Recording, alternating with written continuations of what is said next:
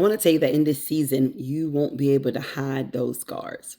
You know how oftentimes we try to cover up scars and blemishes. Many times we try to cover up the things that we think are unpleasantries, the things that we feel like won't be as acceptable to look at because we want to, there's an ideological standard that many times people want to meet.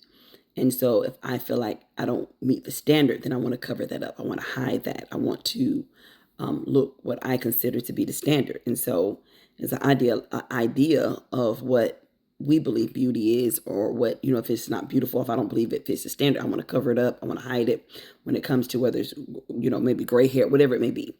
Right. And so the Lord was saying you're entering into a season where you won't be able to cover up the flaws. And why is that?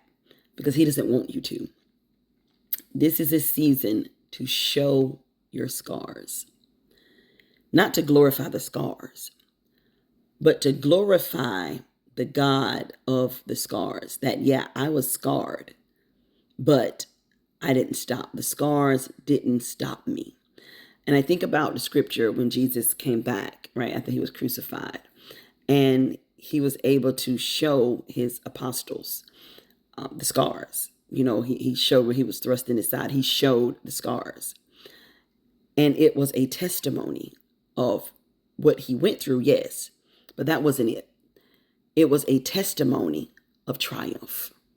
It was a testimony of who He is and who He would be to many others.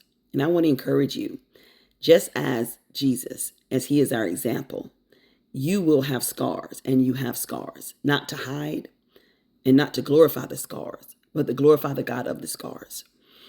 Because the same God that allowed you to get the scars is the same God that would take those scars and cause you to reach many lives, and cause those very scars to testify of His goodness, and cause those very scars to speak of your victory in Him. So stop hiding the scars. It might be a scar of your childhood, a scar, whatever it is. The scars speak. I want to encourage you today. Your scars speak. The scars have a story. Scars have a story. And your scars are speaking about victory, that you made it through, that you didn't just survive, but now you're thriving. So I want to encourage you today to let your scars testify.